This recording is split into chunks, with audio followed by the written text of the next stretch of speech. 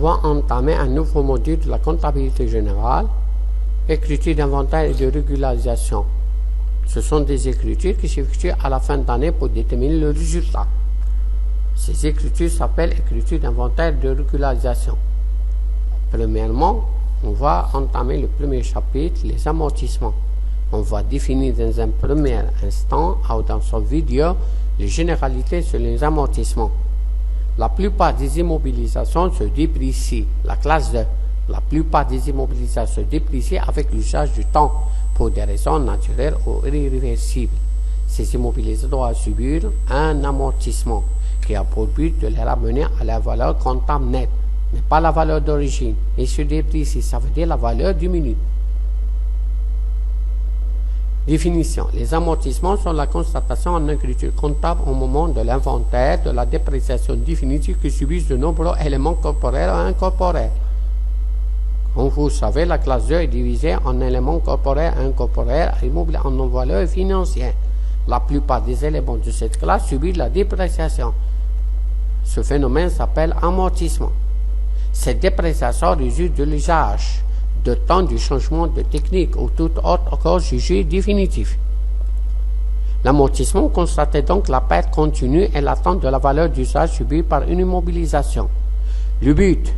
L'amortissement est destiné à permettre à l'entreprise de répartir le coût de l'investissement entre les exercices durant lesquels l'immobilisation est effectivement utilisée par l'entreprise. L'amortissement permettait à dégager les ressources nécessaires au remplacement des immobilisations lorsqu'elles deviennent inutilisables. En fait, il ne dégage pas de ressources proprement dites, mais il participe à la capacité d'autofinancement de l'entreprise et maintient l'encaisse liquide de l'entreprise en déduisant les décaissements d'impôts et de dividendes, dans le cas de bénéfices. L'amortissement est une charge déductible du bénéfice. Si cette déduction n'était pas effectuée, l'inventaire présentant deux inconvénients. Il enregistre au prix du neuf des objets matériels usagés.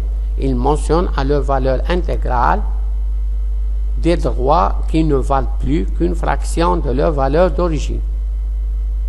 Les conditions. 3 conditions sont nécessaires pour que l'amortissement puisse être admis en déduction des bénéfices imposables.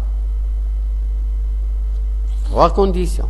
Premièrement, l'amortissement doit être pratiqué sur des éléments d'actifs appartenant à l'exploitation effectivement soumis à la dépréciation. Les immobiliers qui ne se déprécient pas avec le temps ne donnent pas lieu à un amortissement, mais leur dépréciation évaluée justifie la constitution de provisions. Éléments non amortissables, éléments corporels et éléments incorporels non amortissables. Par exemple, les terrains, à l'exception des terrains d'exploitation carrière, sablière, tourbières, dont l'exploitation est commencée et qui sont amortissables. Immobilisation corporelle en cours. Pour les éléments incorporels, fonds commercial. Éléments bénéficiant d'une protection juridique leur garantissant une valeur certaine. Marque dont la protection n'est pas limitée dans le temps. L'immobilisation incorporelle en cours. Deuxième condition. L'amortissement pratiqué doit correspondre au moins approximativement à la dépréciation subie. En fait, les entreprises n'ont pas à évaluer la perte réelle subie par leur immobilisation. Cette dépréciation est calculée fortement au moyen d'un taux d'amortissement fixé en fonction de la durée probable d'utilisation de l'immobilisation considérée. L'amortissement doit être pratiqué suivant un plan préétabli, adopté quels que soient les résultats de l'entreprise bénéficiaire ou déficitaire. C'est la troisième condition. Maintenant, on va entamer un autre point. Quels sont les comptes d'amortissement? Les dépréciations définies enregistrent pour chaque type d'immobilisation sont enregistrées séparément sur des comptes distincts. Maintenant, on va faire les types d'immobilisation. Il y a maintenant les frais préliminaires ou bien les charges à répartir. C'est la classe 2. Peuvent être amortis entièrement dès le premier exercice. Si la situation financière de l'entreprise ne le permet pas en principe, l'amortissement doit être déterminé dans un délai maximum de 5 ans. Faites attention, 5 ans. Prime de remboursement des obligations, ils sont amortissables au prorata des intérêts courus ou par fraction au prorata de la durée de l'emprunt, quelle soit la cadence de remboursement des obligations. On va voir dans un autre module intitulé Mathématiques financières. Les immobilisations incorporelles, immobilisation en recherche et développement, maximum sur 5 ou 4 temps, sauf exception mentionnée dans l'état des informations complémentaires. Les pas 54 sur maximum 54 ans. En cas d'échec de projet de recherche et de développement, les dépenses correspondantes sont immédiatement amorties par le débit de compte 691 et de crédit de compte de 2821. Il faut utiliser le plan comptable et chercher ce numéro pour approfondir votre connaissance. Brevets, marque 3 et valeurs similaires. Les brevets sont amortissables sur la durée du privilégié dont ils bénéficiaient ou sur la durée effective d'utilisation si elle est plus courte. Les marques, dont la protection n'est pas limitée dans le temps, ne sont pas en principe amortissables. Les procédés individuels, modèles et distincts sont amortissables dès lors qu'ils sont susceptibles de devenir obsolètes. Maintenant, fonds commercial, seulement pour les éléments qui ne bénéficient pas de protection juridique leur garantissant une valeur certaine. Maintenant, on va voir les immobilisations corporelles. Il y a le terrain. Les terrains de gisement sont amortissables jusqu'à épuisement du gisement. Les constructions, il y a trois éléments. Immeuble d'habitation à usage commercial, la durée d'amortissage c'est 25 ans. Immeuble industriel construit en dur, durée d'amortissement 20 ans. La construction légère, durée d'amortissement 10 ans.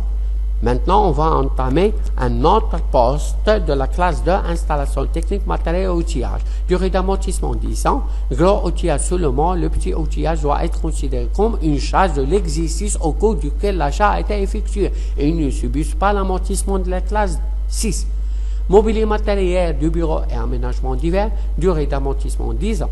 Gros matériel informatique, durée d'amortissement 10 ans. Micro-ordinateur, périphérique et programme, durée d'amortissement 6 ans et 8 mois.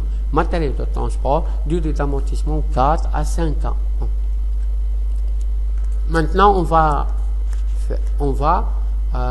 entamer un autre point. On va donner dans ce paragraphe les termes mélangés, ça veut dire les concepts à utiliser dans ce cours, bien spécialement dans ce chapitre.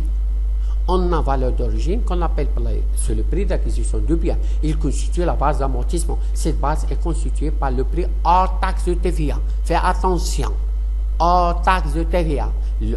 Ça veut dire cette base elle est constituée, ça veut dire par le courrier d'achat plus frais accessoires d'achat est égal au prix du bien des immobilisations.